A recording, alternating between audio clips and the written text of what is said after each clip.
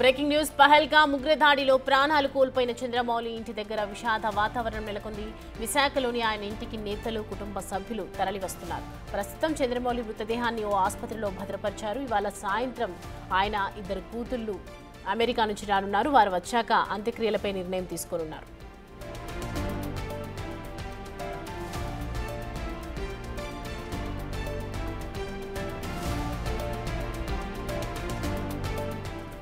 పహల్గామ్ ఉగ్రదాడిలో ప్రాణాలు కోల్పోయిన చంద్రమౌళి ఇంటి వద్ద ప్రస్తుతం విషాద ఛాయలు నెలకొన్నాయి. విశాఖలోని ఆయన ఇంటికి నేతలు, కుటుంబ సభ్యులు తరలి వస్తున్నారు. ప్రస్తుతం చంద్రమౌళి మృతదేహాన్ని ఓ ఆసుపత్రిలో భద్రపరిచారు. ఇవాళ సాయంత్రం ఆయన ఇద్దరు కూతుళ్లు అమెరికా నుంచి రానున్నారు. వారు వచ్చాకే అంత్యక్రియలు ఎప్పుడు అన్నది నిర్ణయం తీసుకోనున్నారు.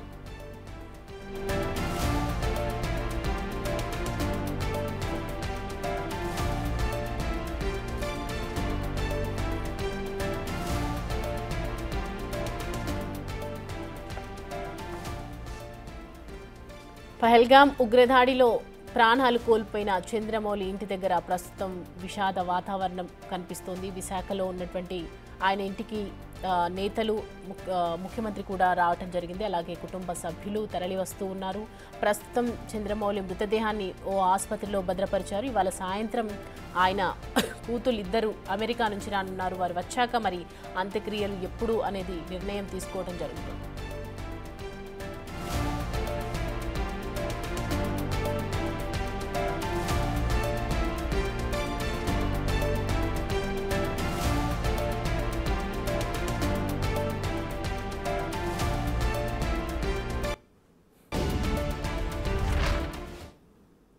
ఈ అంశానికి సంబంధించి పూర్తి డీటెయిల్స్ అందించడానికి మా ప్రతినిధి రాజు జాయిన్ అవుతున్నారు లైవ్లో. రాజు, ప్రస్తుతం చంద్రమౌళి ఇంటి దగ్గర ప్రజెంట్ సిచ్యువేషన్ ఏంటి? అలాగే కూతుళ్ళు కూడా వచ్చాకే అంత్యక్రియలపై డిసిషన్ తీసుకోబోతున్నారు కదా. సో ప్రజెంట్ కూతుళ్ళు ఎప్పటి వరకు వచ్చే ఛాన్సెస్ ఉన్నాయి? ప్రజెంట్ డీటెయిల్స్ ఏంటి? చంద్రమౌళికి సంబంధించినటువంటి కుటుంబ సభ్యులు ప్రస్తుతం అయితే అమెరికాలో ఉన్నటువంటి పరిస్థితి అయితే ఉంది. ఆ కుటుంబం ఇంటి నుంచి అయితే అంటే అమెరికా నుంచి ఇంటికి రావాలి. ఒక 3:30కి, మధ్యాహ్నం 3:30కి ఒకరు, సాయంత్రం 5:30 తర్వాత ఒకరు విశాఖపట్నం చేరుకుంటారు. విశాఖపట్నం వచ్చిన తర్వాత ఈ కుటుంబానికి సంబంధించి అంత్యక్రియలు ఎప్పుడు నిర్ణయించాలనే నిర్ణయం తీసుకునే అవకాశం అయితే కనిపిస్తుంది. ప్రస్తుతం చూస్తే అంటే దీనికి ప్రత్యక్ష సాక్షులుగా ఉన్నటువంటి ముఖ్యంగా శశిధర్ కానీ, అది అప్పన్న కానీ, మరొక ఇద్దరు కూడా ఉన్నటువంటి పరిస్థితి అయితే ఉంది. వాళ్ళకి సంబంధించి భయపడిపోయినటువంటిది కూడా మనమైతే ప్రత్యక్షంగా చూడొచ్చు. ముఖ్యంగా ఏంటి అంటే అటు అప్పన్న ఫ్యామిలీ కానీ, అదేవిధంగా ముఖ్యంగా శశిధర్ వంటి పరిస్థితి అయితే కనిపిస్తుంది. వాళ్ళకి సంబంధించి అక్కడ ఏం జరిగింది ఏంటనేది కూడా వాళ్ళు చెప్పడానికి కూడా భయపడుతున్నటువంటిది. ఇప్పటికే మంత్రి వీరాంజనేయ స్వామి, అదేవిధంగా ముఖ్యంగా చూస్తే పిసిసి అధ్యక్షురాలు వైఎస్ షర్మిల, వీళ్ళిద్దరూ కూడా ప్రస్తుతం అయితే విశాఖపట్నం వచ్చే అవకాశం అయితే కనిపిస్తుంది. మరి కొద్దిసేపట్లో మంత్రి డోల బాలవీరాంజనేయ స్వామి చెక్ని అందిస్తారు. ఎందుకంటే ప్రభుత్వం ఇది నష్టపరిహారం కాదు, కానీ ప్రభుత్వం నుంచి అందిస్తున్నటువంటి ఒక భరోసా అని సీఎం చంద్రబాబు ప్రకటించినటువంటి పరిస్థితి అయితే ఉంది. సో ఈ నేపథ్యంలోనే ప్రస్తుతం మరికొద్దిసేపట్లో మంత్రి స్వయంగా వెళ్ళే అవకాశం అయితే ఉంది. రేపు అంత్యక్రియలు జరుగుతాయి అని ప్రస్తుతం అయితే వీళ్ళు చెప్తున్నటువంటి పరిస్థితి అయితే ఉంది. కుమార్తెలు వచ్చిన తర్వాత అంత్యక్రియలను నిర్వహించడానికి అవకాశం అయితే కనిపిస్తుంది. ముఖ్యంగా చూస్తే వీళ్ళకి సంబంధించి ఈ ప్రభుత్వ లాంఛనాలతో ఈ అంత్యక్రియలను నిర్వహించాలని ఇప్పటికే ప్రభుత్వం కూడా నిర్ణయించినట్లుగా మనకైతే సమాచారం అవుతుంది. దీనికి సంబంధించినటువంటి ఏర్పాట్లు అయితే చేశారు. ముఖ్యంగా చూస్తే వాళ్ళకి సంబంధించి ప్రస్తుతం మృతదేహాన్ని ఫ్రీజర్ బాక్స్లో, ఇక్కడ ఒక ప్రైవేట్ హాస్పిటల్లో ఉన్నటువంటి ఫ్రీజర్ బాక్స్లో ఉంచారు. కుటుంబానికి సంబంధించి అనేక మంది పరామర్శించడానికి వస్తున్నటువంటి పరిస్థితి అయితే ఉంది. వాళ్ళు పరామర్శించి ఎందుకంటే నిన్న మొన్నటి వరకు కలిసి ఉన్నటువంటి వాళ్ళు అందరూ కూడా మాతో చక్కగా ఉన్నారు, కలిసిమెలిసి తిరిగారు, కలిసిమెలిసి మాట్లాడేవారు, వాకింగ్కి వచ్చేవాళ్ళు. కానీ ఈరోజు ఇలా హఠాత్తుగా టెర్రరిస్టుల చేతుల్లో చనిపోవడం అనేది మేము జీర్ణించుకోలేకపోతున్నామని కుటుంబ సభ్యులు చెప్తున్నటువంటి పరిస్థితి అయితే ఉంది. అదేవిధంగా స్నేహితులు, బంధువులు కూడా చెప్తున్నటువంటిది అయితే మనం చూడొచ్చు. ఒక్కొక్క ఫ్యామిలీలో ఒక తెలియని భయాందోళన ఈవేళకి కూడా వాళ్ళని వెంటాడుతుంది అనేది వాళ్ళు చెప్తున్నటువంటిది అయితే కనిపిస్తుంది. ముఖ్యంగా చూస్తే అటు కుటుంబ సభ్యులు, అదేవిధంగా స్నేహితులు కూడా ఈవేళ చంద్రమౌళి చనిపోవడం అనే దాన్ని జీర్ణించుకోలేని పరిస్థితి అయితే ప్రస్తుతం కనిపిస్తుంది. సో అంటే కుమార్తెలు రావాలి కాబట్టి కుమార్తెలు వచ్చిన తర్వాత వీళ్ళకి సంబంధించి నిర్ణయం అయితే తీసుకుంటారు. ఎప్పుడు ఈ దాన సంస్కారాలు చేయాలి అనే దాన్ని అంతిమ సంస్కారానికి సంబంధించి ఒక నిర్ణయం అయితే తీసుకునే అవకాశం అయితే కనిపిస్తుంది. కుటుంబ సభ్యులు ప్రస్తుతం అయితే ఒక్కొక్కరుగా వివిధ ప్లేసెస్లో నుండి వస్తున్నటువంటి వాళ్ళు, అతనితో కలిసి బ్యాంకింగ్లో వర్క్ చేసినటువంటి వాళ్ళు అందరూ వస్తున్నటువంటి పరిస్థితి అయితే కనిపిస్తుంది. సో వచ్చినటువంటి వాళ్ళందరూ కూడా చంద్రమౌళి ఇలా టెర్రరిస్టుల చేతిలో హత్య గావించబడ్డారనే ఆ విషయం తెలిసి వాళ్ళంతా రోధిస్తున్నటువంటి దాన్ని చూడొచ్చు. ముఖ్యంగా ఏంటి అంటే కుటుంబ సభ్యులు ఉన్నటువంటి దానికి సంబంధించి చాలా భయానికి గురైనటువంటిది కూడా ఉన్నటువంటి పరిస్థితి అయితే ఉంది.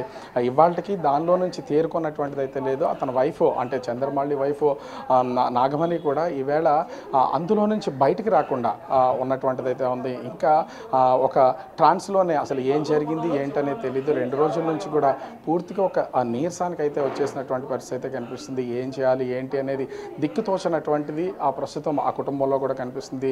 68 సంవత్సరాల వయసులో అటు చంద్రమౌళి నాగమణి ఇద్దరు కూడా విహారయాత్రలకు వెళ్ళారు. ముఖ్యంగా చూస్తే రేపు 16వ తేదీనే వాళ్ళ కుమార్తెను చెన్నైలో అమెరికా వెళ్ళడానికి దించి అక్కడి నుంచి వాళ్ళు 18వ తారీఖున బయలుదేరి కాశ్మీర్ అయితే వెళ్ళడం అయితే జరిగింది. పహల్గాంలో జరిగినటువంటి ఈ దాడికి సంబంధించి ముఖ్యంగా టెర్రరిస్టులు ఒక్కసారిగా అటాక్ చేశారు. వాళ్ళు అటాక్ చేసిన తర్వాత జరిగినటువంటి ఈ ప్రమాదానికి సంబంధించి చంద్రమౌళిని కోల్పోవడం అనేది ఇవాళ తీవ్ర నిరాశకు గురవుతున్నటువంటి పరిస్థితి కనిపిస్తుంది. ప్రస్తుతం ఈ ఫ్యామిలీకి సంబంధించి శశిధర్ గారి వైఫ్ కూడా ఇక్కడ ఉన్నారు. ప్రత్యక్షంగా పాల్గొన్నటువంటి శశిధర్ గారి వైఫ్ ప్రస్తుతం మనమైతే చూడొచ్చు. ముఖ్యంగా ఎందుకంటే దీనిలో ప్రత్యక్ష సాక్షులు శశిధర్ గారు, అప్పన్న గారు ఫ్యామిలీ, అదేవిధంగా శశిధర్ గారి ఫ్యామిలీ. ముఖ్యంగా చూస్తే వీళ్ళతో పాటు మీరు శశిధర్ గారు, తర్వాత అప్పన్న గారు, వాళ్ళ వైఫ్ చంద్రమౌళి గారు, నాగమణి గారు అందరూ కలిసారు. అసలు ఆ క్షణంలో ఏం జరిగింది ఏం చెప్పగలరా మీరు? ఆ క్షణంలో ఏం జరిగిందంటే మాకు ఊహించలేకపోతున్నామండి. అసలు వాళ్ళు వచ్చేసారండి. సడన్గా గన్ షూట్ సౌండ్ వినబడింది. ఈయన అలర్ట్ అయ్యి రండి, ఇక్కడ ఏదో ప్రమాదం జరుగుతుంది, మనం ఇక్కడి నుంచి తప్పించుకొని పారిపోవాలి అని చెప్పారండి. మాకు అసలు ఒక క్షణం కాళ్ళు చేతులు వణికిసాయండి. ఏంటి చేయాలో మాకు అర్థం కాలేదు. పారిపోవడానికి కూడా దారి లేదండి. అక్కడ మొత్తం చుట్టూ వాతావరణం ఎట్లా ఉందండి అసలు? అక్కడ చాలా బాగుందండి. పైన ప్రశాంతమైన వాతావరణం అండి. ఒకవైపు అంతా ఫుడ్ కోసం అంతా వాళ్ళు ఇవి వేసి పెట్టారు. ఆ చివరి టాయిలెట్స్ ఉన్నాయండి. మేము ఫుడ్ దగ్గర ఆగకుండా ఆ టాయిలెట్ వరకు వెళ్ళామండి. దానివల్ల మాకేమైందంటే మేము సేవ్ అయ్యామండి. వాళ్ళు వస్తూనే ఆ ఫుడ్ దగ్గర ఉన్న వాళ్ళని అటాక్ చేస్తారండి. అంటే అసలు ఎంతమంది వచ్చి ఉంటారని ఏమైనా అంచనా? అంటే ఒక లెక్క 3 లాగా అనిపించారండి. మాకైతే 3 అనిపించారండి. వచ్చిన వాళ్ళైతే 3.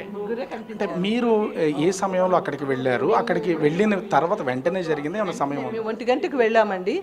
1 గంటకి చేరాము. చేరితేనేమో వీళ్ళు ఏమన్నా తింటారా తాగుతారా అని మాకు అడిగారు. మేము ముందు టాయిలెట్కి వెళ్ళి వచ్చినాకే తాగుతాం, మాకు ఇప్పుడేమి వద్దు అని చెప్పామండి.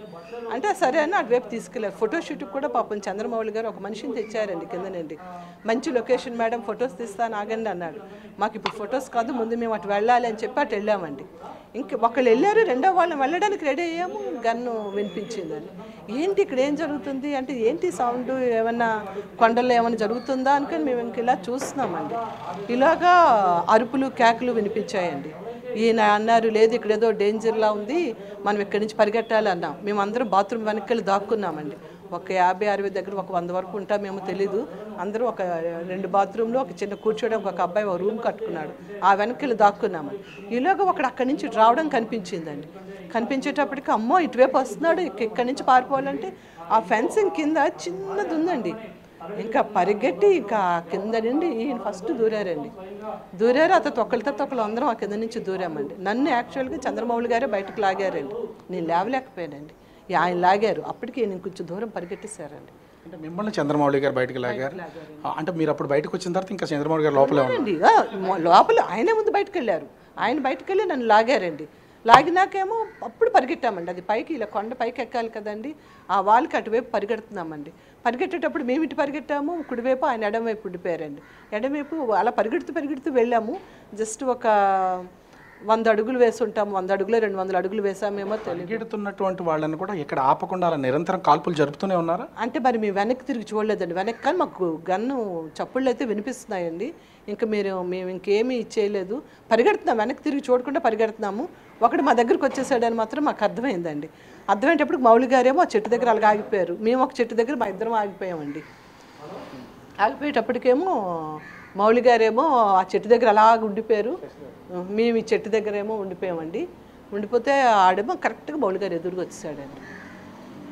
మీరు ఆ టైంలో అంటే చంద్రమౌళి గారి మీద గన్ షాట్ జరిగినప్పుడు ప్రత్యక్షంగా మీకు కనపడుతూనే ఉందా? కనబడుతుందండి. నాతో పాటు ఉన్న శశి గారు చూశారండి, నేనైతే చూడలేదండి. నేను భయానికి చెట్టు వైపు తిరిగి కళ్ళు మూసుకున్నానండి. అంటే వాడు చంపేస్తే మమ్మల్ని చంపేని అని ఇంకా నేను మరి అటువైపు అయితే మరి తిరిగి చూడలేదండి.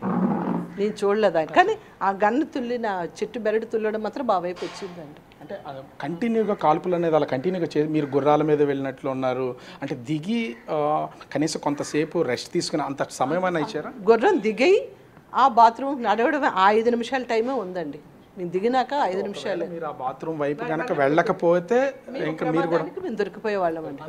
అందరికీ దొరికిపోయేవాళ్ళం అండి సాలిడ్గా.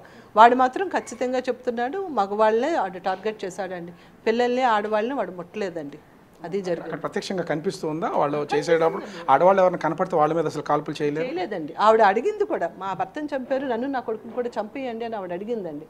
అడిగితే లేదు మేము అలా చేస్తే మీరు వీడియోలో గట్రా చేసి బయటకు రిలీజ్ చేస్తారు, మేము ఇలాంటి వాళ్ళమని, మాకు అది అవసరం లేదు అన్నాడు. కానీ ఇప్పుడు మాత్రం వాళ్ళు ఏంటి మంచి ఇది ఇచ్చారండి బయటికి, అంతే కదా. వాళ్ళు చంపడం వల్ల వాళ్ళు గవర్నమెంట్కి ఏంటి ఇస్తున్నారండి వాళ్ళు అక్కడ భీకరమైనటువంటి సంఘటన మీరు చూశారు. చూసినప్పుడు అసలు ఊహించగలిగారా? ఎందుకంటే ఆహ్లాదంగా ఎలా ఊహిస్తామండి అలాంటి పరిస్థితిని? అసలు ఎవ్వరు కూడా కల్లో కూడా అలాంటి ఊహించమండి. అసలు సినిమాలు చూస్తేనే భయపడి కళ్ళు మూసుకునే మనుషులు మేము. అలాంటిది చూసేటప్పటికి ఆ వణుకు అది మాకు ఎలా ఉందంటే మరి మీ మాటలతో నేను చెప్పలేనండి సార్. అది మరి ఆ భయాన్ని వర్ణించలేము. 18వ తారీఖున వెళ్ళారు. 18 నుంచి ఆహ్లాదకరంగా గడిచినటువంటి మీ విహారయాత్ర ఒక్కసారిగా ఇది ఇలా ఈ సంఘటన చూసేసరికి చాలా బాధగా ఉందండి. అసలు మాలో ఒక మనిషి ఇంత ప్రోగ్రామ్ ప్లాన్ చేసిన మనిషి వెనక్కి రాకపోవడం అనేది మాకు ఇంకా చెప్పలేనంత బాధగా ఉందండి సార్. అది పాపం ఆయన్ని మళ్ళీ మేము మా కళ్ళెదురుగా ఆయన అలాగ అయిపోవడం అనేది అంత దారుణం అండి. అది వాళ్ళు మరి ఇంక చెప్పలేను సార్. అది మీరు చంద్రమౌళి గారి కుటుంబం అంటే నిరంతర కొలీగ్సా లేకపోతే ఫ్యామిలీ ఫ్రెండ్స్ అండి, ఫ్యామిలీ ఫ్రెండ్స్ అండి. మేము ఫ్యామిలీ ఫ్రెండ్స్. ఎక్కువసార్లు టూర్లకు వెళ్తూ ఉంటామండి కలిసి. అందుకోసం కళ్ళ ముందే నాగమణి గారు కూడా మీతోనే ఉన్నారు ఆ క్షణానికి సంబంధించి? కొంచెం దూరంగా ఉన్నారు. నాగమణి గారు ఇమీడియట్గా మౌళి గారు పక్కన లేరండి, మేమే ఆయన కొంచెం దగ్గర ఉన్నాము, ఆవిడ ఇంకొంచెం దూరంగా ఉన్నారండి ఆవిడ. అదండి. ఇక్కడ శశిధర్ గారు ఉన్నారు. అంటే శశిధర్ గారు ఈ సంఘటన జరిగినటువంటి సందర్భం కూడా చూస్తే ఒకవేళ సడన్గా ఒక్కసారి వచ్చారు అంటే మీ మిస్సెస్ ముగ్గురు ఉన్నారని చెప్తున్నారు, ఇంకా వేరే ఎవరన్నా ఒకే వైపు నుంచి వచ్చారా లేకపోతే 2-3 వైపుల నుంచి గుమ్ము కూడా వచ్చినట్లు ఏమైనా అనిపించిందా? మాకు అది తెలియలేదు. ఎందుకంటే ఉన్న ప్లేస్ అంటే ఒక పెద్ద మైదానం లాంటి స్థలం అండి. దాని ఒకవైపు ఒక 2-3 గోల్ఫ్ కోర్టులు కలిసి ఉంటే అట్లా ఉంటుందండి పచ్చిక బయలుతో. ఒకవైపు అంతా పెద్ద పైన్ ట్రీస్ ఉన్నాయి, ఆ పైన్ ట్రీస్ వెనుక వైపు హిమాలయస్ ఉన్నాయండి. ఆ సీనరీ అక్కడికి మేము వెళ్ళి ఆ ప్రక్కనే చిన్న షెడ్లు వేసి క్యాంటీన్స్ షాప్స్ ఉన్నాయి, అందరూ అక్కడ తింటున్నారు. మేము తిందాం అనుకుని టాయిలెట్కి వెళ్ళి తిందాం అని చెప్పి ఒక 100-200 మీటర్ల దూరంలో టాయిలెట్స్ ఉంటే అక్కడికి వెళ్ళామండి. వెళ్ళి 5 నిమిషాలకి వెళ్ళాము. ఇంకా అందరిలో ఆయన ముందు వెళ్ళారు, మిగిలిన ఇద్దరు టాయిలెట్కి వెళ్ళి బయటకు వచ్చేసరికి గన్ షాట్స్ 2-3 వినబడ్డాయి. గన్ షాట్ వినబడితే ఏమైనా అక్కడ ఎవరైనా లోకల్గా పక్షులను లేకపోతే వీటిని హంటింగ్ చేస్తున్నారేమో అనుకున్నాం. ఆ తర్వాత మళ్ళీ ఒక 3-4 షాట్స్ వినబడినాయండి. అప్పుడు చూసేసరికి క్యాంటీన్స్ దగ్గర నుంచి ఆడవాళ్ళ అరుపులు వినబడుతున్నాయి. 3-4 ఆడవాళ్ళు గట్టిగా ఏడుస్తున్నాయి, అరుపులు వినబడుతున్నాయి. వాళ్ళ ముందు మనుషులు పడిపోయి ఉన్నట్టు కనపడుతుంది. ఎదురుగా ఒక మనిషి గన్తో ఇలా అంటూ చేస్తున్నట్టుగా కనపడిందండి. వెంటనే నాకు అర్థమైంది ఇది అటాక్ అవుతుందని. తుపాకుల శబ్దం మీకు వినపడేసరికి వాళ్ళు ఎంత దూరంలో ఉన్నారు, మీ ఇద్దరికి వాళ్ళకి ఎంత డిస్టెన్స్ ఉండదు? మేము 6 ఒక దగ్గర టాయిలెట్స్ దగ్గర ఉన్నాం సార్. మాతో పాటు ఇంకొక 5 ఉన్నారు. మాకు ఒక 100 నుంచి 200 మీటర్ల మధ్య దూరంలో ఉన్నారండి వాళ్ళు. నేను ఒక ఇద్దరిని మాత్రం మేము చూడగలుగుతున్నాను, టెర్రరిస్టులని, వాళ్ళ డ్రెస్సు అంగి ఆ గన్నుతో వలన. సో అప్పుడు ఏమైందంటే వాళ్ళని కాలుస్తూ అరుస్తూ ఉంటే ఇంతలో ఒకడు మా వైపు రావడం కనబడింది. కనబడేసరికి ఇటువైపు వస్తున్నాడు, మనం ఇక్కడికి ఈ టాయిలెట్ వెనుకుంటే డేంజర్ అని చెప్పి బయటికి వెళ్దాం అంటే చుట్టూ ఫెన్సింగ్ ఉందండి. ఆ ఫెన్సింగ్ క్రింద నుంచి జారి అక్కడ మధ్యలో చిన్న వాగు ఉంది, రాళ్ళతో నిండిన వాగు ఉంది. ఆ వాగు దాటి కొండవాళ్ళకి అవతలకి ఎక్కి చెట్లు పక్కకి చేరుకుంటున్నాం. అంటే అటాక్ జరగకముందా జరిగిన తర్వాత? అంటే ఈ అటాక్ జరుగుతున్నటువంటి సమయంలో ఒక పక్క నుంచి భయం, గన్తో కాల్ చేస్తున్నారు, మీ మీతో పాటు ఉన్న టెర్రరిస్టులు అందరినీ కూడా కాల్ చేస్తున్నటువంటిది అయితే ఉంది.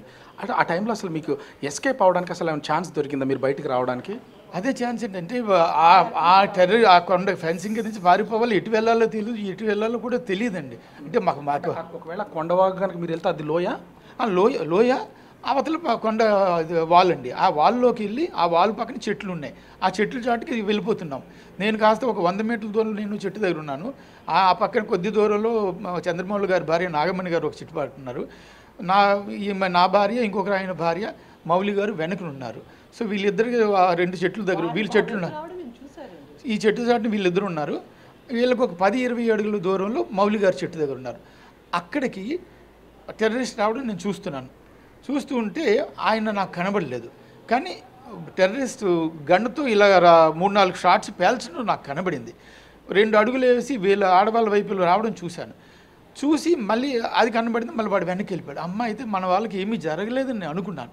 ఎందుకంటే నాకు మౌలి గారు పడిపోయిన సంగతి నాకు కనిపించలేదు అసలు. మౌలి గారు చనిపోవడం కానీ అంటే ఇప్పుడు మీ వైఫ్ మా వారు చెప్తున్న దాని ప్రకారం ఈవిడ్ని ఆ ఫెన్సింగ్లో నుంచి బయటికి లాగిన తర్వాత ఆయన బయటికి రాలేకపోయారా?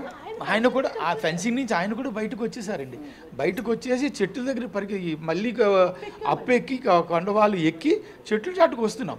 ఇంతలో ఎంత వేగంగా వాడు మరి మా వెనకను వచ్చాడు టెర్రరిస్ట్ మాకు తెలియలేదు. వాడు 1 నిమిషంలో అంత వేగంగా వాడు వచ్చి వీళ్ళ దగ్గరికి వచ్చేసాడు. ఇప్పుడు అక్కడ ఆడవాళ్ళని అందరినీ వదిలేస్తున్నారు, పిల్లల్ని వదిలేస్తున్నారు అని చెప్పేసి అన్నారు. అంటే మగవాళ్ళనే టార్గెట్ చేయడం అంటే వాళ్ళు ఎక్కడెక్కడైతే మగవాళ్ళు ఉన్నారో వాళ్ళందరి దగ్గరికి వెళ్ళి వాళ్ళనే షూట్ చేస్తున్నారో దాన్ని ఏమైనా గమనించారా అసలు? అంటే మేము అది పూర్తిగా గమనించలేదు. కానీ అక్కడ తర్వాత తెలిసింది ఏంటంటే ఆ మగవాళ్ళకి ఆర్గనైజేషన్ ఆడవాళ్ళని వదిలిస్తున్నారు. మీరు ఎందుకు వాళ్ళు కొంతమంది అయితే మమ్మల్ని చంపేయండి, నా భర్తని చంపేసి నాకు నన్ను ఎందుకు చంపలేదు అంటే మేము ఆడవాళ్ళని పిల్లల్ని చంపము, మేము చేస్తే మేము తిరిగి మా మీద మీరు వీడియోలు తీసి మా దుష్ప్రచారం చేస్తారు కాబట్టి మేము చేస్తాము, వెళ్ళి మీరు మీ మోడీకి చెప్పుకోండి అని వాళ్ళు చెప్పి కాల్చారని మాతో పాటు మిగిలిన ప్రత్యక్ష సాక్షులు ఉన్నారు. బయట ఓపెన్ ప్లేస్లో మమ్మల్ని అందరినీ బాధితులందరినీ అక్కడ పెట్టారండి. అక్కడ ఒక్కొక్కరు వాళ్ళ బాధ చెప్తూ ఉంటే మాకు ఇవన్నీ జరిగాయి, వాళ్ళు ఇలా మాట్లాడారు ఇలా అన్నారని మాకు తెలిసిందండి. లేకపోతే మాకు తెలియదు. మేమైతే వాళ్ళ మాటలు కానీ అవేమీ మేము వెళ్ళలేదండి. మౌలి గారిని కూర్చో అన్నమాట మాకు తెలుసండి. మౌలి గారు వాళ్ళకి దొరికిపోవడం మీకు కనిపించిందండి. మాకు అక్కడ వచ్చేసాడు. మాకు ఒక్క చెట్టు పక్కన అంటే అది ఎంత దూరమో లేదండి, 10 అడుగుల దూరం అండి. 10 అడుగుల దూరంలో మౌలి గారికి సిట్ అన్నాడండి. అన్నాక తర్వాత నేను మరి భయంకి నేను మరి వెళ్ళలేకపోయాను. నేను ఇలా చెట్టు వైపు తిరిగిపోయాను. అంటే వాడు అక్కడ మౌలి గారు అయిపోయినట్టు ఇంక మేమే కదా, ఇంకొచ్చేస్తాడని మాకు అప్పుడు ఆడవాళ్ళు విడిచిపెడతాడు, మగవాళ్ళు షూట్ చేస్తాడు మాకు తెలియదు కదండి. ఇంక దొరికిపోయింది దేవుడా అని ఇంక ఇలా దండం పెట్టుకున్నామండి. అంటే మౌలి గారుని కూర్చోమన్న తర్వాత ఎంతసేపటికి కాల్ చేయడం గమనించారు? 1 సెకండ్ అండి. బయట అన్నాడు అంతే, ఒక్క మాట అనేసి అంతే షూట్ చేశాడండి. మరి ఇంక అసలు అక్కడ ఇంక టైం ఏమి ఇవ్వలేదండి ఎవరికి. అది కూడా ఒక గన్కి 2-3 షూట్ చేశాడండి వాడు, బుల్లెట్స్ విడిచిపెట్టాడు వాడు. దానికి కూడా మౌలి గారికి సంబంధించి లేకపోతే మామూలుగా అలా కంటిన్యూ కాలుస్తూనే ఉన్నారు ఇంకా అనమాట. వాళ్ళు స్పీడ్ అలా ఉందండి, అంత దీనిగా ఆడు. అంటే ఇంకా నాకు ఆ చప్పుడు వినబడి అలా ఉండిపోయాను. ఆవిడైతే మాత్రం కొంచెం వంగుని చూసారటండి. చంద్రమోహన్ ఇంకొక ఆయన భార్య ఆవిడ కొంచెం వంగున్నారు. ఆడేమో మా వైపు చూశాడు, ఇద్దరే ఆడవాళ్ళు ఉన్నారు అనుకున్నాడేమో. మరి ఆడెందుకు ఇటువైపు రాకుండా వెనక్కి వెళ్ళాడు. మీతో పాటు ఇప్పుడు శశి గారు ఉన్నారని చెప్తున్నారు, వాళ్ళ హస్బెండ్ కూడా మీతో మీరు ఆడవారు మాత్రం మీ ఇద్దరు మాత్రమే ఉన్నాము అక్కడ అండి. ఈ చంద్రమౌళి గారి భార్య కూడా వేరే దగ్గర ఉన్నారు, ఇంకొంచెం దూరాన్ని ఉన్నారు. అంతకంటే దూరాన్న శశి గారి హస్బెండ్ అప్పన్న గారు ఉన్నారండి. తర్వాత ఏమో ఈయన ఇంకొంచెం దూరంలో ఉన్నారండి. ఈ మగవాళ్ళిద్దరు కొంచెం దూరంగా ఉండడం మా అదృష్టం అండి. ఎంత మీరు కూర్చున్నటువంటి సమయంలో కూడా అంటే వెళ్ళారు కదా, ఎంతమంది పబ్లిక్ ఉన్నారు మీలాగా టూరిస్టులు వచ్చినటువంటి వాళ్ళు? ఒక 400 నుంచి 500 మంది ఉన్నారండి. ఇంకా కంటిన్యూస్గా గుర్రాల మీద వస్తూనే ఉన్నారండి. గుర్రాల మీద వస్తున్నారు, గుర్రాల నుంచి దిగుతూనే ఉన్నారు. 400-500 పీపుల్ ఉన్నారండి. అక్కడ ఆడుకుంటున్నారు పిల్లలు. చాలా అక్కడ ఏదో జిప్ లైనర్ ఉంది, ఒక బెలూన్స్తో ఏదో గేమ్ ఉంది, ఏమన్నా ఆడుతున్నారు. సో మేము ఇక్కడ టాయిలెట్స్కి వెళ్ళి అయిపోయినాక మేము అక్కడికి వెళ్దాం మా ప్రోగ్రామ్. మధ్యలో. ఏం చెప్పాలంటే అక్కడ ఆ సిచ్యువేషన్లో మీ టాయిలెట్స్ కనుక వెళ్ళకపోయినా ఆ టాయిలెట్స్ అక్కడ అదే ప్లేస్లో అక్కడ లేకపోయినా కూడా ఖచ్చితంగా మీరు కూడా దొరికిపోయే అవకాశం, మేము కూడా దొరికిపోయే అవకాశం ఉందండి. ఇంకా అందులో ఇంకా మరి ఎటువంటి అనుమానం లేదు. మేము మృత్యుని దగ్గర నుంచి చూసామండి, అంతే, తప్పించుకున్నాం అంతే. భగవంతుడు మాకు అవకాశం ఇచ్చారండి, ఇంకొక జీవితం ప్రసాదించారు, మళ్ళీ జన్మేనండి మాకు ఇది మాత్రం. అమ్మో, ఇప్పుడు మాకు మౌలి గారిని లేరు అన్న తట్టుకోవడం మాకు చాలా బాధ అండి. మరి మణిగారిని ఎలా వాదార్చాలో కూడా మాకు అయితే అర్థం కావటం లేదు. మరి భగవంతుడు ఆవిడకి ధైర్యాన్ని ఇవ్వాలండి. ఆ పిల్లలు ఏమవుతారో తెలీదు, మాకు కూడా చాలా బాధ. పదే పదే అడుగుతున్నామనేది కాదు, అంటే అంత విచక్షణారహితంగా మీరు ప్రత్యక్షంగా చూశారు కాబట్టి తెలియాలి కూడా. ప్రభుత్వాలైనా సరే ఏదైనా చర్యలు చేపట్టాలన్నా ఇది తెలిస్తేనే ఖచ్చితంగా నిర్ణయాలు తీసుకోవడం. అంటే వచ్చినటువంటి వాళ్ళు మూకుమ్మడిగా ఒకేసారి వేరు వేరు ప్లేసెస్ నుంచి వచ్చారు. అసలు అన్ని వైపుల నుంచి గన్ షాట్స్ ఏమైనా వినపడుతున్నాయా? అన్ని వైపుల నుంచి రాలేదండి, చెట్లు చాటు నుంచి ఒకవైపు దట్టంగా ఉన్న చెట్ల నుంచే వస్తున్నట్టు కనపడుతుంది. అందుకు అటు నుంచే ముందు మాకు గన్ షాట్స్ వినబడినాయి. సో ఆ చెట్లు చాట్ల నుంచే వాళ్ళు వచ్చారు. వాళ్ళు లోపల మాకు ఓపెన్ ప్లేస్ చాలా ఉన్నా కూడా పొదలు మాత్రం ఎక్కువ ఉన్న ప్లేస్లో నుంచి రావడం. పెద్ద చెట్లు అండి, పైన తీసి పెద్ద చెట్లు, ఆ చెట్లు లోపల నుంచి వాళ్ళు ఇటు వచ్చారు, ఈ గ్రౌండ్లోకి వస్తున్నారు అన్నమాట. ఎందుకంటే అక్కడి నుంచి మాకు షార్ట్స్ వినబడుతూ వస్తున్నాయి. సో వాళ్ళు అక్కడి నుంచి మూకుమ్మడిగా రాలేదండి, స్ప్రెడ్ అయ్యి వచ్చింది. ఎందుకంటే నేను ఇద్దరిని చూడగలిగాను, ఆ తర్వాత వీళ్ళు ఒకరినే చూశారు కాబట్టి ఇద్దరు ముగ్గురే చూసాం. మరి వాళ్ళు ఎంతమంది వచ్చారో తెలియలేదు. ఇంకా మేము ఇక్కడ టాయిలెట్ చాటు దాక్కుని మళ్ళీ అప్పుడు పరిగెత్తి మరి పారిపోతున్నాం కాబట్టి ప్రాణభయంతో మీరు అంటే ఆ ఫెన్సింగ్ని దాటి కింద నుంచి కనుక దూరి వెళ్ళలేకపోతే ఖచ్చితంగా ఎంతమంది మగవాళ్ళు ఆ లోపల ఉంటే అందరినీ చంపేస్తారా? అందరు మా దగ్గరికి వచ్చేసాడు కాబట్టి అక్కడ ఉన్న మా మగవాళ్ళందరినీ చంపేసి, మాతో పాటు ఇంకొక 5-6 ఫ్యామిలీస్ ఉన్నాయి, మా మగవాళ్ళందరినీ మాత్రం చంపేసి ఉండేవాడండి. అంతే, అది మాత్రం వాస్తవం. అంటే వాళ్ళ టార్గెట్ కూడా ఖచ్చితంగా ఎంతమంది మగవాళ్ళు ఉంటే, అంటే కొన్ని కూడా వినపడుతున్నాయి, అంటే తర్వాత మాట్లాడుకున్నారు, చాలామంది మాట్లాడారని చెప్తున్నారు కదా, పేర్లు అడిగారు, హిందువా ముస్లిమా అడిగారు, అడిగి కూడా చంపారనేది కొంత జరుగుతుంది. దీంట్లో అసలు ఏంటి అసలు? అది వాస్తవం మరి మాకు తెలియదండి. కానీ వెంటనే నాకు తోచింది ఏంటంటే, ఆడవాళ్ళకి, మాతో ఉన్న ఆడవాళ్ళకి, మణిగారికి, నా భార్యకి మీరు వెంటనే బొట్లు చెరిపేయండి అని చెప్పి వీళ్ళకి బొట్లు చెరిపేయమని చెప్పానండి నేను. అంటే నాకు అనిపించింది బొట్లు చెరిపేసి వీళ్ళు దేవుడు హరే రామ హరే కృష్ణ అంటున్నారు, మీరు అలా అనొద్దు, అల్లాహు అక్బరు అల్లా అనుకుంటూ దిగండి అని చెప్పాం. ఎందుకంటే ఎవరు ఎటు నుంచి వస్తున్నారో తెలియదు, ఎవరు తెలియదు కాబట్టి అల్లాహు అక్బర్ అనుకుంటూనే మేము ఆ కొండల ఆ వాగులోని రాళ్ళ మధ్య గొట్టల మధ్య నుంచి దిగుతూ వచ్చామండి. ఆ దారి అసలు దారి లేదండి, కేవలం గుర్రాలు నడిచే దారి మాత్రమే ఉంది. ఇన్సిడెంట్ జరిగిన తర్వాత వెళ్ళేటప్పుడు కూడా అదే దారి అండి, రాళ్ళు తేలిన ఆ వాగులోంచి గుర్రాల మీద మేము మీదకి ఎక్కామండి. సో అదే దారిలోంచి మేము రావాలి, ఎందుకంటే అటు 2 వైపులా కొండ వాళ్ళ మీద నడవలేకపోతున్నాం, జారిపోతున్నాం. అందువల్ల వాగులోని రాళ్ళు తేరి ఉన్న రాళ్ళ మధ్యలోంచి నడుచుకుంటూ రావాల్సి వచ్చింది. శశిధర్ గారు ఒకటి చెప్పారు, బొట్టు చెరిపేసుకోండి హరే రామ అని అనొద్దు. అంటే సహజంగా మనకి ఏదైనా ప్రమాదం వచ్చినప్పుడు భగవంతుని వేడుకుంటాం, మనం నమ్మే భగవంతుని. నిజంగా మీరు ఆ సమయంలో బొట్టు తీసేశారా? తీసానండి, నేను చెప్పింది ఫస్ట్ తీసి అన్నారు. అంటే ఇంకా నాకు అసలు నోట్లోంచి మాట రావటం, అంటే నామస్మరణ అలాగా ఉచ్చారణ చేస్తున్నాను, కానీ అలా అనేటప్పుడు కూడా నాకు ఇంకా మరి అసలు తోచలేదు, ఈయనకి ఎలా తోస్తున్నాదో, ఈయన ఎలా ఆలోచిస్తున్నారా అని నాకు చాలా దీనికి అనిపించింది. మరి తప్పదు, ప్రాణాలతో ఉండాలి అంటే మనం కొన్ని చేయక తప్పదు. ముగ్గురితోని వెంటనే బొట్టు తీపించేసారు, తల్లో పాపట్లు పెట్టుకుని కూడా తుడిపించేశారు, నీళ్ళు పోసుకున్నాను. అక్కడ అంత బురద వాగు కదండి, ఇలా కొట్టేసుకున్నాం అనమాట మొహానికి. ఈ సంఘటనలు మీరు చెప్తుంటేనే ఇట్లా ఉంది, ప్రత్యక్షంగా అనుభవించిన వాళ్ళు అనే దానికి మరి ఇంకా గుండె దాడ, కాళ్ళు వరకు మాకు ఇప్పటికీ తగ్గలేదు సార్. ఇది చాలా భయంకరంగా ఉందండి అది. అని ఏంటంటే ఇప్పుడు ఈ మన సంబంధించి కూడా మన సాంప్రదాయం ప్రకారం కూడా బొట్టుని ఎట్టి పరిస్థితుల్లో ఇంట్లో వాళ్ళు కూడా తిడతారు ఏదైనా తీసేసినా కూడా. కానీ అట్లాంటిది మిమ్మల్ని బొట్టు చేరిపోయండి ప్రాణాలు కాపాడుకోవడానికి, ఇప్పుడు ఖచ్చితంగా మగవాళ్ళు కనపడితే ఇక శాశ్వతంగా బొట్టు లేకుండానే చేసి అయిపోతుంది కదండి. దాని బదులు 1 నిమిషం బొట్టు తీయటంలో మనకేమీ ఇది లేదు, అందుకని మరి బొట్టు తీసి నడిచామండి. సైలెంట్గా అసలు ఎంతసేపు వాళ్ళు ఎంతసేపు ఉన్నారు అక్కడ ఆ స్పాట్లో వాళ్ళంతా కూడా, అంటే ఆ కాల్పులు జరిగినటువంటి టైం? మైదానంలో అయితే చాలాసేపు ఉన్నారండి వాళ్ళు. మా వైపు వచ్చింది మాత్రం ఒక్కడేనండి. ఆ ఒక్కడు మళ్ళీ మైదానంలోకి వెళ్ళిపోయాడండి. అదృష్టవశాత్తు మళ్ళీ ఆడు మమ్మల్ని వెంబడించకుండా ఆడు వెనక్కి వెళ్ళిపోయాడండి. అది మీరున్నటువంటి ప్లేస్కి చుట్టూ ఫెన్సింగ్ ఉందని చెప్తున్నారు కదా, ఆ ఫెన్సింగ్ దాటి మీరు అవతలకి వెళ్ళిపోయారు. వీళ్ళు కూడా మిమ్మల్ని వెంటాడుతూ ఫెన్సింగ్ దాటి వచ్చారు బయటికి.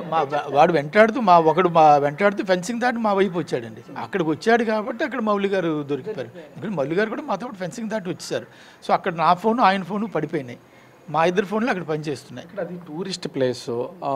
ఒక విధంగా చెప్పాలంటే ఎన్నో వందల మంది వేల మంది కూడా ప్రతిరోజు వస్తూ ఉంటారు. పైగా కొన్ని హెచ్చరికలు కూడా ఉండే ప్లేస్. సెక్యూరిటీ కానీ ఇట్లాంటిది ఏం లేదా అక్కడ? అసలు మేము కాశ్మీర్లో అన్ని ప్రాంతాల్లో తిరిగాం, ప్రతి దగ్గర కూడా సెక్యూరిటీ ఉందండి. ఈ పహల్గామ్లోని ఒక్క కానిస్టేబుల్ కూడా, ఒక పోలీస్ కూడా లేడండి మీద. అట్లీస్ట్ ఒక 3-4 పోలీసులు ఉన్నా కూడా క్రాస్ ఫైరింగ్ అయ్యి మేము దాక్కోవడానికి అవకాశం వచ్చి ఉండేది. ఇప్పుడు వాడు ఏమైందంటే ఆ టెర్రరిస్టు చాలా ఫ్రీగా నడుస్తూ అలా కాల్చుకుంటూ అలాగా ఆరాంగా కాల్చుకుంటూ వస్తున్నాడు. ఎటువంటి భయం ఇది లేకుండా ఉందంట. అందువల్ల మేమందరం హెల్ప్లెస్. మినీ స్విట్జర్లాండ్ ఇక్కడ చాలా బాగుంటుంది, మంచి వాతావరణం ఉంటుంది, రండి అని చెప్పారండి. అంటే అక్కడ ఇంతకుముందు ఏం జరగలేదని పోలీసులు మరి అలర్ట్గా లేరు, ఏం జరిగిందో తెలీదు. అక్కడ ఒక్క దగ్గరే మాకు పోలీసులు అయితే ఎవరు కనిపించలేదు. మిగతా ప్రతి చోట కూడా వీధిలో కూడా అడుగడుగున పోలీసులు ఉన్నారండి. మీ టోటల్ టూర్ అంతా చేసుకుంటూ వచ్చారు. 18వ తారీఖున స్టార్ట్ చేశారు. 18 నుంచి ఈ జరిగిన తేదీ వరకు కూడా ఎక్కడ ఎలాంటి ఇబ్బంది కలగలేదు. అంటే మీరు రిటర్న్ రావడానికి ఆల్రెడీ రిజర్వేషన్ చేయించుకున్నారు? అన్ని ఫ్లైట్ అన్ని బుక్ మేము వైష్ణోదేవికి వెళ్తామండి. నెక్స్ట్ నిన్న మేము వైష్ణోదేవికి వెళ్ళాలి. శ్రీనగర్ టు జమ్మూకి మాకు టికెట్ అయిపోయిందండి. జమ్మూ టు కాట్రాకేమో మరలా వాడి వెహికల్ కూడా అన్నీ అరేంజ్ చేసుకున్నామండి. మేమైతే అవన్నీ మేము రెడీ చేసుకున్నాము. ఒకవేళ అంటే మీరు అక్కడికి వెళ్ళినటువంటి సమయంలో ఇంకా ఎంతసేపట్లో మీరు బయటకు వచ్చేసేవాళ్ళు అసలు మామూలుగా? మేము లేదు 1 అవర్ అయినా ఉండేవాళ్ళు. ఫోటోషూట్ అవుతుంది, ఏదో తింటాము, కొంచెం చుట్టూ వాతావరణం ఉందంటే కొంచెం తిరుగుతాం కదండి. కనీసం ఒక 1 అవర్ అక్కడ స్పెండ్ చేసి ఉండేవాళ్ళం ఈజీగా అయితేను. ఇంకా అసలు మాకు ఏ అవకాశం లేదండి. గుర్రం దిగటం మేము ఇంకా అబ్బాయి ఆగండి అమ్మా ఫోటో తీస్తానన్నా మేము ఇంకేం ఒక్క ఫోటో కూడా తీసుకోలేదు. వెంటనే అటు వెళ్ళిపోయాం. ఆ ఒక్క సెకండ్ మేము అటు వెళ్ళడం మా అదృష్టం అండి. భగవంతుడు మాకు ఆ నిమిషానికి ఎందుకు అటు పంపించారు. మీకనే కాదు, భగవంతుడు మీ హస్బెండ్లో కూడా ఉండి క్షణాలుగా బొట్టు చెరిపోయింది మిమ్మల్ని. మీరు ఫస్ట్ అలర్ట్ అయింది ఆయనేనండి. ఆయన ఫస్ట్ చెప్పారు ఇక్కడ ఏదో డేంజరు, ప్రమాదం ఉంది రండి అంటే పాప మౌలి గారును అప్పన్న గారు ఇంక వెంటనే దాన్ని రిసీవ్ చేసుకోలేదండి. లేదు ఏమవుతుందని వాళ్ళు ఇంక వెనక్కి చూస్తున్నారండి. అక్కడ ఏదో కలకలం అంతా అరుపులు కేకలు అన్నీ వినిపిస్తున్నాయి. ఇంక వెళ్ళిపోదాం ఇక్కడ వద్దు అంటే మాకు దారి కనిపించాడు. అటువైపు వెళ్ళడానికి అక్కడే వాళ్ళు ఎదురుగా ఉన్నారు. దారి అదేనండి, అటువైపు వెళ్ళడానికి లేదు. వెనక వైపు వెళ్దాము అంటే అక్కడ ఫెన్సింగ్ ఉంది. ఇంకా వాడు ఇప్పుడైతే బాత్రూమ్ల వైపు రావడం ఒక మనిషి కనిపించింది అంటే ఈయన కనిపించిందని మేము భయంకి అంత క్లియర్గా ఇటువైపు చూడలేదు. ఇటు వచ్చేస్తున్నాడు, మనం ఇక్కడి నుంచి ఎలాగైనా పారిపోవాలని ఫస్ట్ ఫెన్సింగ్ కింద దూరిపోయారండి. ఆ వెనక ఒకరి తర్వాత ఒకళ్ళు బయటికి వచ్చాము. అంత అద్భుతమైన సుందరమైన ప్లేస్లో రక్తపాతాన్ని అంటే ఆహ్లాదంగా గడపడానికి వెళ్తూ ఉంటారు ఎవరైనా వచ్చినటువంటి వాళ్ళు. అంతమంది గుంపు కింద దాదాపుగా 500-600 మంది ఖాళీ ప్లేస్లో ఉన్నారు. వీళ్ళు టెర్రరిస్టులు అటాక్ చేసినటువంటి సమయానికి సంబంధించి ఆడవాళ్ళని వదిలేస్తున్నప్పుడు వాళ్ళందరూ అక్కడే ఉన్నారు, మగవాళ్ళనే కాలుస్తున్నారనే అసలు ఐడెంటిఫై చేసి పారిపోవడానికి ప్రయత్నించే అవకాశం లేదా అక్కడ? అటువంటి అవకాశం లేదండి. ఎందుకంటే దారి అంతా రాళ్ళగుట్ట దారి, ఆ దారిలోంచే పరిగెత్తాలి. ప్లస్ ఆ సమయంలో వెంటనే ఆడవాళ్ళని వదిలేస్తున్నారని కూడా మాకు పూర్తిగా తెలియదండి. వీళ్ళని కాల్చకుండా వదిలేశాడు కాబట్టి అర్థమైంది ఆడవాళ్ళని వదిలేస్తున్నాడని. అందుకని ప్రత్యక్షంగా ఇప్పుడు మీకు సంబంధించి చంద్రమౌళి గారిని చూస్తూ ఉండగానే కాల్పులు చేశారు. మిమ్మల్ని వచ్చి అంటే ఇక్కడ ఆడవాళ్ళు మాత్రమే ఉన్నారని తొంగి చూసారా మీ టెర్రరిస్ట్ మిమ్మల్ని? మా ఇద్దరు కనిపించేస్తున్నామండి. బట్టలు కనిపిస్తున్నాం, మనుషులను కూడా కనిపిస్తున్నాం. ఆడవాళ్ళమనే చూసి వదిలేశాడండి. ఎందుకంటే నా పక్కన ఉన్నామా శశి గారు చూశారు, వాడు మా వైపు చూడడం ఆవిడ చూశారు, చూసి వాడు వెనక్కి వెళ్ళిపోయాడండి. అది మా ఇదండి అంతే.